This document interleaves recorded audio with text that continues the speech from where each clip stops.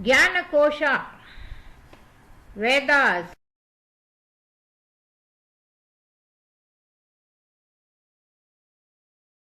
ओम गणानां त्वा गणपतिगुं हवामहे कविं कवीनामुपवस्त्रमस्तमं ज्येष्ठराजं ब्रह्मणान् ब्रह्मणस्पदान् शृण्वन्नोतिभिस्सीदसादनम्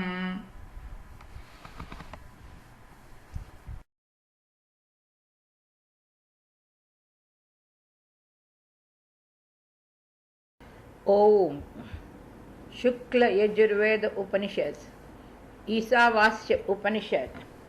The Isavasya Upanishad is one of the shortest Upanishads, embedded as the final chapter of the Shukla Yajurveda. It is a Mukhya, that is the principal Upanishad, and is known in two recessions called Kanva and Madhya Dina. The Upanishad is a brief poem consisting of 17 or 18 verses depending on the recession. It is a key scripture of the Vedanta sub-schools and an influential Shruti to diverse schools of Hinduism. The name of the text derives from its script Isavasyam, enveloped by the Lord or hidden in the Lord's self. The text discusses the Atman theory of Hinduism and referenced by both Dvaita and Advaita sub-schools of Vedanta. The content of the poem includes monism versus theism. The Isha Upanishad is significant for its singular mention of the term Isha in the first hymn, a term it never repeats in other hymns. The concept Isha exhibits monism in one interpretation, or a form of monotheism in the alternate interpretation, referred to as self or deity lord respectively. Pursuit of karma versus pursuit of self. The Isha Upanishad in hymns 2 to 6 acknowledges the contrasting tension within Hinduism between the empirical life of householder and action, karma, and the spiritual life of renunciation and knowledge, jnana. Should one wish to have or live 100 years on this earth, he should live doing karma. While thus as man you will live, there is no way other than this by which karma will not cling to you. Those who partake the nature of the Asuras are enveloped in blind darkness, and this is where they reside who ignore their Atman. For liberation, know your Atma, which is motionless yet faster than mind. It is distant, it is near, it is within all, it is without all this. It is all pervading, and he who beholds all beings in the self and the self in all beings, he never turns away from it, the self. Vidya versus avidya.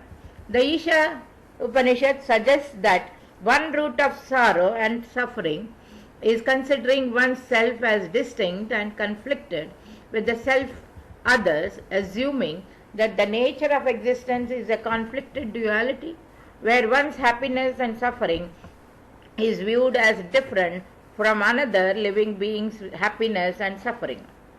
Such sorrow and suffering cannot exist, suggests the Upanishad. If an individual realizes that the self is in all being, all things, understands the oneness in all existence, focuses beyond individual egos and in the pursuit of universal values and self and real knowledge.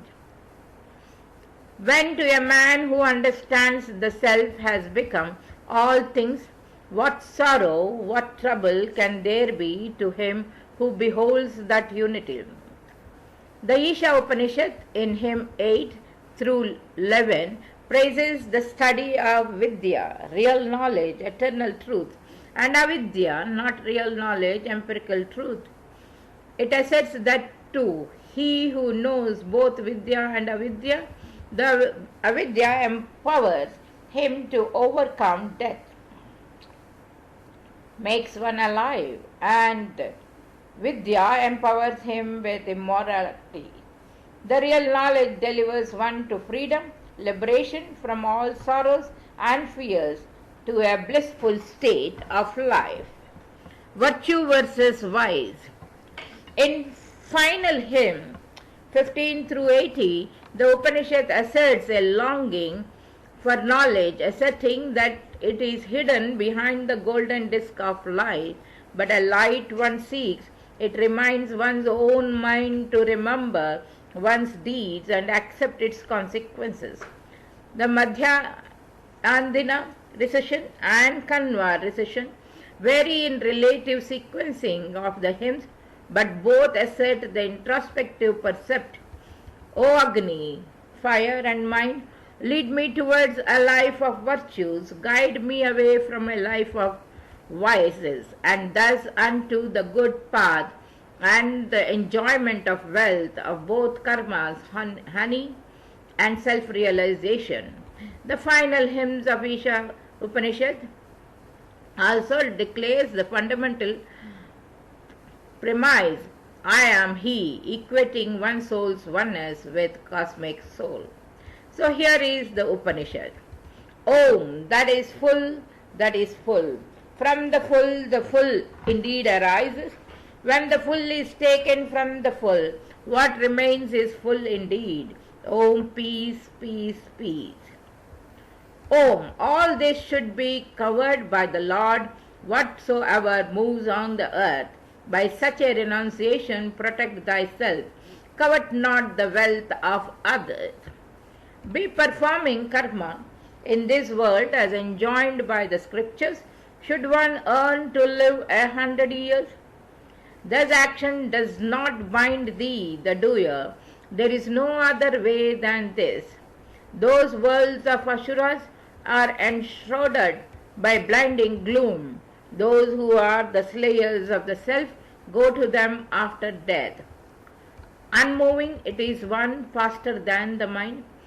The senses cannot reach it, for it proceeds ahead. Remaining static, it overtakes others that run on account of its presence. Mata Sriva conducts the activities of beings.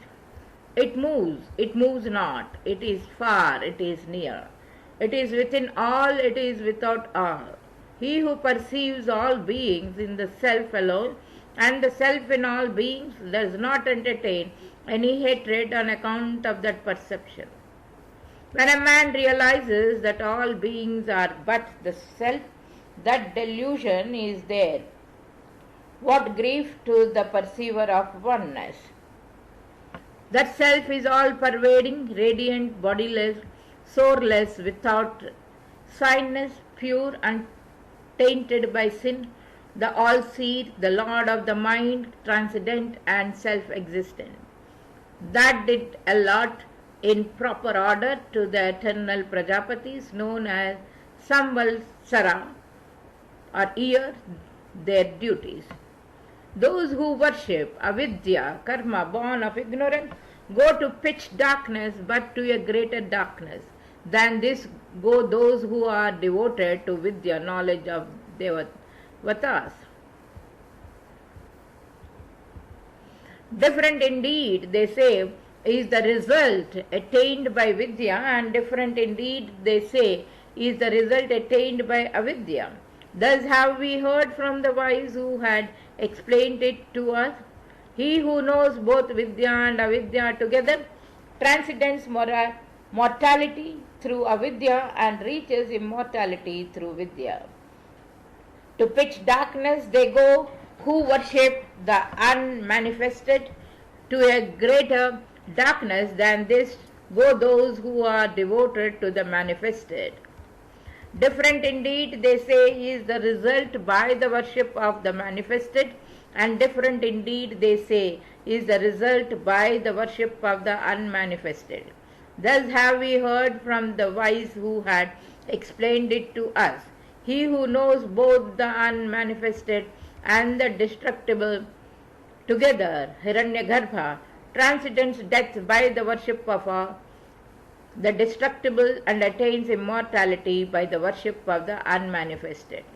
The face of the truth, Purusha in the solar orb, is wheeled by a bright vessel. Mayst thou unveil it, O sun, so as to be perceived by me, whose dharma is truth. O nourisher, pilgrim of the solitude, controller, observer of all the rasas, offspring of Prajapati, cast away thy rays. Gather them up and give up thy radiating brilliance. That form of thine most graceful I may behold, he the Purusha in the solar orbit I am. Let my vital air prana now attain the immortal air, all-pervading self. Then let this body be reduced to ashes. Om, O mind, remember, remember that which has been done. O mind, remember, remember that which has been done.